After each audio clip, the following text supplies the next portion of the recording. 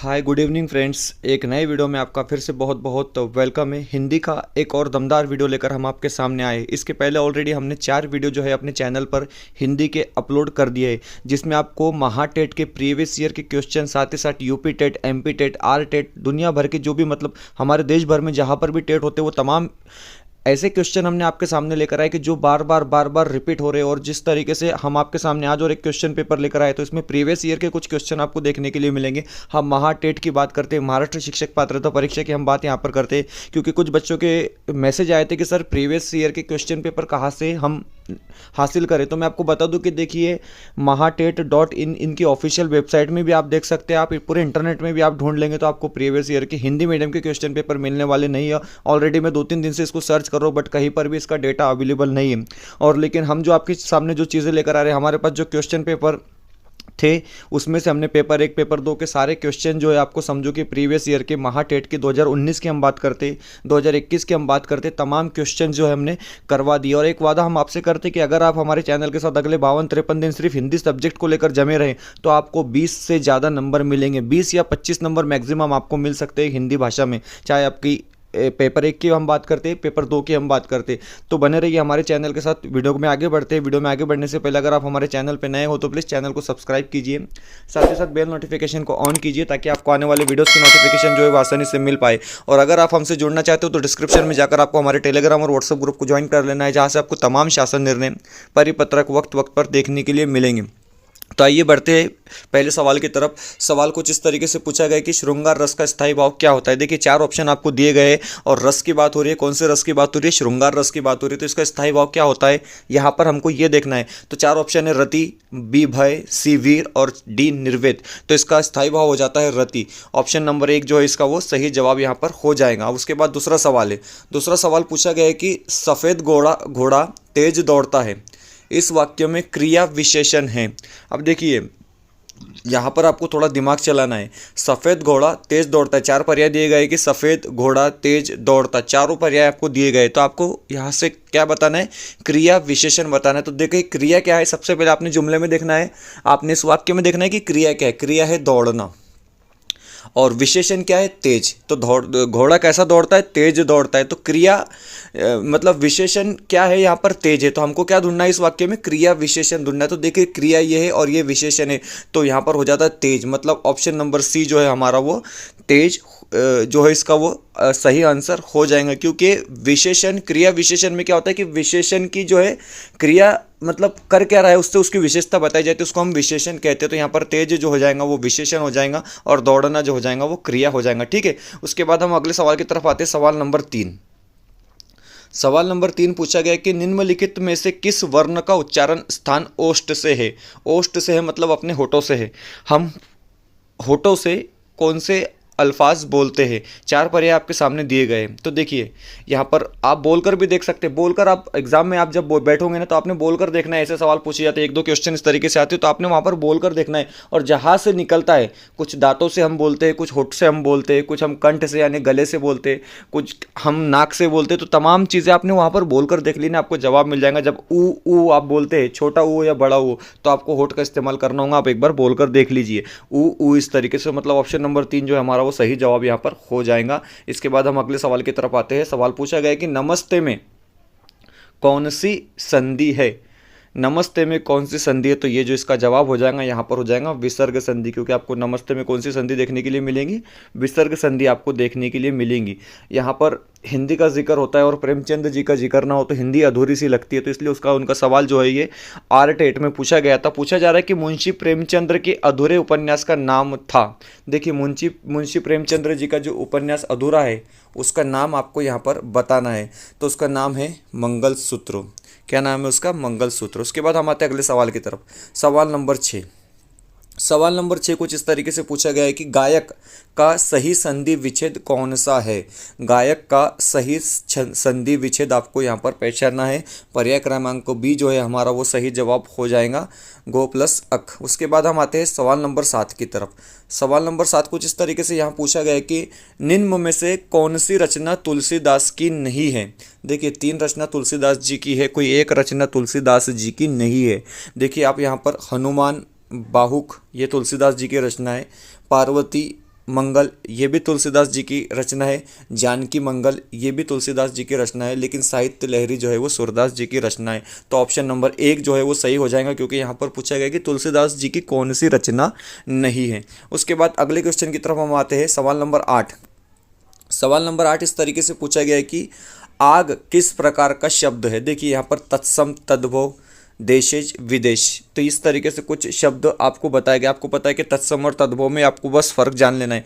तत्सम शब्द वो होते हैं जो संस्कृत के शब्द जैसे कि वैसे हिंदी में या मराठी में भी इस्तेमाल किए जाते हैं, दोनों के लिए हमने सेम सेम ही पकड़ लेना है। और तद्भव क्या होता है, तद्भव वो होता है कि संस्कृत के वो शब्द जिनको कुछ बदल कर हिंदी और मराठी में इस्तेमाल करते हैं, हम उसको तद्भव कहते हैं। तो यहाँ पर आग को हमने बदल के इस्तेमाल किया है, तो आपको जवाब यहाँ पर इसका मिल जाना चाहिए, क्योंकि ये हो जाता है तद्भव। जब इसको आप तत्सम में बोलेंगे तो इसको हम आग वहाँ पर नहीं कहेंगे। उसके बाद अगले सवाल की तरफ हम आते हैं, सवाल नंबर 9। सवाल नंबर 9 पूछा जा रहा है कि निम्न में से विद्वान शब्द का स्त्रीलिंग क्या है। 3 एग्जाम में ये सवाल पूछा जा चुका है, इस बार मुझे ऐसा लग रहा है कि महाटेट में इसका नंबर है कि निम्न में से विद्वान शब्द का स्त्रीलिंग क्या होगा। तो देखिए 4 ऑप्शन आपके पास दिए गए हैं, सही जवाब हो जाएगा ऑप्शन नंबर डी, विदुषी। इसका जो है वो सही जवाब यहाँ पर होने वाला है। उसके बाद हम आते हैं सवाल नंबर 11 की तरफ। सवाल नंबर 11 पूछा जा रहा है कि निम्न में से कौन सा विलोम शब्द सही सुमेलित नहीं है। विलोम का मतलब होता है अपोजिट वर्ड, विलोम का मतलब होता है विरुद्धार्थी शब्द, और सुमेलित यानी एक दूसरे से मेल नहीं खा रहा है। तो 4 आपके पास दिए गए, ज्येष्ठ कनिष्ठ ये तो सही है। गमन आगमन मतलब जाना और आना ये भी सही है। कृतज्ञ कृतज्ञ ये भी सही है। कृतज्ञ पढ़ेंगे इसको हिंदी में, और मराठी में आपको पता है ज्ञ पढ़ते हैं। अंत, अथ, अथ ये जो है यहाँ पर सुमेलित नहीं है, मतलब ये गलत जोड़ी है। तो ऑप्शन हमारा सी हो जाएगा जो राइट आंसर हो जाएगा। उसके बाद सवाल नंबर 11। सवाल नंबर 11 पूछा जा रहा है, जहाँ वर्णों की आवृत्ति बार बार हो वह कौन सा अलंकार होता है। हमको मराठी में पता है कि जहाँ पर वर्ण की आवृत्ति जो है बार बार हो रही है तो वहाँ पर कौन सा अलंकार होता है। तो आपको पता है कि वहाँ पर अनुप्रास अलंकार हो जाता है। उसके बाद सवाल नंबर 12, उसने कड़ी मेहनत से पढ़ाई की। देखिए की को आप ध्यान रखेंगे, लेकिन फिर भी वह परीक्षा में असफल रहा। उसने कड़ी मेहनत से पढ़ाई की लेकिन फिर भी वो परीक्षा में असफल रहा, मतलब ये हो जाता है हमारा मिश्र वाक्य। उसके बाद आते हैं सवाल नंबर 13 की तरफ। नेक्स्ट क्वेश्चन ये रहा आपके सामने सवाल नंबर 13। उसके पिताजी बाजार गए वाक्य में प्रयोग उसके किस प्रकार का सर्वनाम है। देखिए उसके अब आपको यहाँ पर सर्वनाम पहचाना। ऐसे सवाल में जो है ना आपने कभी भी अपना दिमाग का इस्तेमाल करना होता है कि ये सवाल किस प्रकार का पूछा गया है। तो देखिए उसके पिताजी बाजार गए मतलब ये हो जाता है पुरुषवाचक सर्वनाम, ठीक है। उसके बाद आते हैं हम अगले सवाल की तरफ, सवाल नंबर 14। अब देखिए ढ कहाँ से बोला जाता है। इसको तो यूपी में और बिहार में ढा पढ़ते हैं वो लोग, लेकिन हम इसको ढ पढ़ेंगे क्योंकि इसको हमारे यहाँ पर ढ ही पढ़ा जाता है। तो ढ वर्ण का उच्चारण डैश डैश स्थान से है, इस तरीके से ये सवाल है। तो कंठ से बोला जाता है, मूर्धा से बोला जाता है, दंत से बोला जाता है, नासिका से बोला जाता है। तो देखिए नासिका से तो बोला ही नहीं जाता है, आप बोलकर देखिए ढ। नाक से बोला जा रहा है, नहीं बोला जा रहा है। दंत यानी दांतों से भी बोला नहीं जा रहा है, आप देखिए बोलकर। कंठ से बोला जाता है, नहीं, क्योंकि आप देखो गले से आवाज़ आ रही है क्या, ढ की नहीं। आप जब इसको बोलते हो तो आपको मूर्धा का इस्तेमाल करना पड़ता है, मतलब ऑप्शन नंबर बी जो है हमारा वो सही जवाब यहाँ पर होने वाला है। उसके बाद आते हैं सवाल नंबर 15 की तरफ। सवाल नंबर 15 पूछा गया कि डैश डैश इनमें से शुद्ध वर्तनी वाला शब्द क्या है। 4 शब्द दिए गए हैं और इसमें से शुद्ध वर्तनी वाला शब्द आपको लिखना है। एक क्वेश्चन पूछा जाएगा आपको हिंदी पेपर में, एक सवाल पूछा जाएगा जहाँ पर आपको शुद्ध वर्तनी वाला शब्द लिखना है, हिंदी में भी और मराठी में भी। आपको जो है मराठी में हम उसको क्या कहते हैं, लेखन नियमानुसार शब्द लिहा, इस तरीके से। तो एक शब्द आपको लिखना है। अब देखिए दर्शन भिलाषी, अब दर्शन भिलाषी में आपने समझ लेना है कि आखिरी वर्ड क्या आ रहा है, वहाँ पर श आएगा। कौन था, श, षटकोनाचा श आएगा। तो आप देखिए हम लिख कर देख लेते हैं। ऐसे शब्द जब भी पूछे जा रहे हैं तो डायरेक्ट लिखकर आपने देख लेना है। दर्शन भिलाषी, अपनी पेंसिल उठानी है और पेंसिल से अपने पेपर पे लिख के देख लेना है, आपको जवाब सही मिल जाएगा। यहाँ पर चारों ऑप्शन जो है आपको कन्फ्यूज करते हैं, लेकिन आप वहाँ पर जब लिखोगे तो लिखने का तरीका जो होता है वो हमारा बता देगा कि इसका सही जवाब क्या हो जाता है, ठीक है। तो ऑप्शन नंबर बी जो है इसका वो सही जवाब यहाँ पर होने वाला है। सवाल नंबर 16 की तरफ हम आते हैं। इसके पहले भी मैंने आपको बताया कि सवाल नंबर 16 के बारे में हम देख लेते हैं कि जहाँ पर संख्या आती है वहाँ पर कौन सा समास होता है। एक ही ट्रिक याद रखना इसकी, जहाँ पर संख्या आती है, हम जब पढ़ा करते थे तो हमने भी यही तरीके से इसको याद रखा था कि जहाँ पर संख्या आती है तो वो समास हो जाता है। अब यहाँ पर 9 आ रहा है, ये 9 मतलब 9 हो जाता है, ठीक है।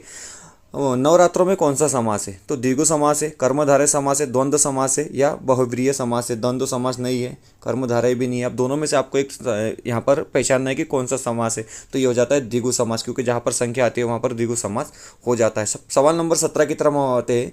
सवाल नंबर 17 इस तरीके से पूछा गया कि वह प्रविधि जिसमें विद्यार्थी अपना अध्ययन कार्य अध्यापक की देखरेख में पूर्ण करते हैं कहलाती है। ये हो गया हमारा पेडागोजी का सवाल। पेडागोजी 5 नंबर की पूछी गई थी 2021 के पेपर में। आप महाराष्ट्र शिक्षक पात्रता परीक्षा हिंदी का पेपर 2 उठाकर देख लेंगे, वहाँ पर 5 नंबर की पेडागोजी पूछी गई थी। और अगर पेडागोजी पूछी जाती, क्योंकि व्याकरण बहुत मुश्किल हो जाता है, ग्रामर बहुत मुश्किल हो जाता है, लेकिन पेडागोजी बहुत ज़्यादा आसान होती है। वहाँ पर आपको बस आपकी स्किल का, आपके दिमाग का इस्तेमाल करना होता है। वीडियो बेहतर लग रही है तो प्लीज़ वीडियो को लाइक कीजिए, चैनल पर नए हो तो प्लीज़ चैनल को सब्सक्राइब जरूर कीजिए। यहाँ पर देखिए पूछा जा रहा है कि वह प्रविधि जिसमें विद्यार्थी अपना अध्ययन कार्य अध्यापक की देखरेख में पूर्ण करते हैं कहलाती है। देखिए अध्यापक की देखरेख में मतलब आप टीचर हो, आपकी देखरेख में एक स्टूडेंट्स जो है अपना काम कर रहा है, तो वो कौन सी विधि कहलाती है। 4 ऑप्शन आपको दिया गया है। स्व अध्ययन कहला जाएगा, नहीं कहला जाएगा, क्योंकि ये हो जाता है, ये तो सेल्फ हो जाता है, बच्चा खुद ही अध्ययन कर रहा है ना। उसके बाद में मौखिक कार्य, ये भी नहीं होता है। गृह कार्य तो घर पर होता है, तो बचता है एक ही ऑप्शन पर्यवेक्षक। को बोलते हैं ना हमारी सुपरविजन लगी है, हम कहते हैं ना हम सुपरविजन कर रहे हैं एग्जाम में, तो उसको पर्यवेक्षक ही हम कहते हैं, सुपरवाइजर यानी पर्यवेक्षक। तो ऑप्शन नंबर 2 जो है हमारा वो सही जवाब यहाँ पर होने वाला है। इसके बाद सवाल नंबर 18, सवाल नंबर 18 यहाँ पर पूछा गया कि हिंदी वर्णमाला में स्वरों की संख्या है। देखिए ये सवाल भी आने वाला एग्जाम में। एक तो वर्णमाला पूछेगा या स्वर पूछेगा या टोटल पूछेगा कितने व्यंजन है। तो देखिए हिंदी वर्णमाला में स्वरों की संख्या कितनी है। हिंदी वर्णमाला में स्वरों की संख्या जो है वो 11 हो जाती है। पर्याय नंबर 3, ऑप्शन नंबर 3 जो है हमारा वो सही जवाब हो जाएगा। व्यंजन हमारे 33 होते हैं। इस तरीके से टोटल 52 का फिगर जाता है, वो हम किसी वीडियो में देखेंगे, ठीक है। अब एक और अच्छी ट्रिक है यहाँ पर देखिए आप, दोहा में कितनी मात्राएं होती है। तो देखिए दोहा 1, 2, 3, 4, हम इसको 4 तरीके से इस तरीके से डिवाइड कर लेंगे। अब दोहा में मात्राएं कितनी होती है यहाँ पर आपको बताना है। आपको बताया जा रहा है कि 16 होती है, 30 होती है, 26 होती है या 24 होती है। तो देखिए पहले में कितनी होती है, पहले में 13 होती है, दूसरे में टोटल मिलाकर कितनी होती है मात्राएं, 13 होती है। दोहे की हम बात करें और तीसरे और चौथे में होती है मात्राएं 11। तो आप 13 और 11 को प्लस कर लेंगे, कितनी होगी, 24 होगी। तो हमारा जवाब क्या हो जाएगा, 24 यहाँ पर आपको नजर आ रहा है 24, हाँ जी, ऑप्शन नंबर 4 आपको यहाँ पर नजर आ रहा है 24। तो एक ही बात याद रखेंगे, पहले दूसरे में मिलाकर 13 होती है, तीसरे चौथे में मिलाकर 11 होती है। इस तरीके से दोहे में जो मात्राएं होती है वो टोटल मात्राएं 24 होती है। सरोठे का अलग है, ठीक है। उसके बाद हम आते हैं आखिरी क्वेश्चन की तरफ। सवाल नंबर 20 आपको यहाँ पर पूछा जा रहा है कि किस तिथि में हिंदी को राजभाषा का निर्णय लिया गया। ये भी सवाल पूछा जाता है कि हम हिंदी दिवस कब मनाते, तो हम 14 सितंबर को जो है हमारा हिंदी दिवस मनाते हैं। हम कब मनाते हैं हिंदी दिवस, 14/9 मतलब 14 सितंबर को हम हिंदी दिवस मनाते हैं। तो 15 और 26 जनवरी तो हमने डायरेक्ट ही कट कर दी। अब रह जाते हैं हमारे पास 2 ऑप्शन कि हम हिंदी में राजभाषा बनने का निर्णय कब लिया गया। तो ये निर्णय लिया गया 1949, 14 सितंबर 1949 को हिंदी को राजभाषा बनाने का निर्णय लिया गया। तो इस तरीके से ये टॉप के 20 क्वेश्चन थे, बहुत टॉप के ये 20 क्वेश्चन थे।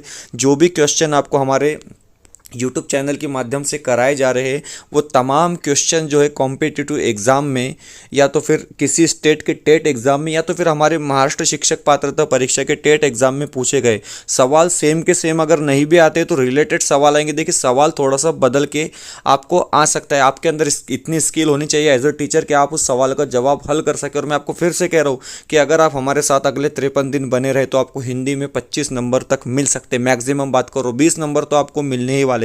इसके बाद हम परिच्छेद देखेंगे अगले कुछ वीडियो में, गद्य के आधार पर, पद्य के आधार पर तमाम जो है हिंदी का सिलेबस हम हमारे चैनल के माध्यम से करवा देंगे। उम्मीद है आपको एक एक चीज़ जो है वो बेहतर तरीके से समझ आई और हमारे द्वारा बनाई गई वीडियो बेहतर लगी। वीडियो बेहतर लगी तो प्लीज़ वीडियो को लाइक कीजिए, चैनल पर नए हो तो प्लीज़ चैनल को सब्सक्राइब कीजिए। मिलते हैं नए वीडियो में किसी अच्छी अपडेट।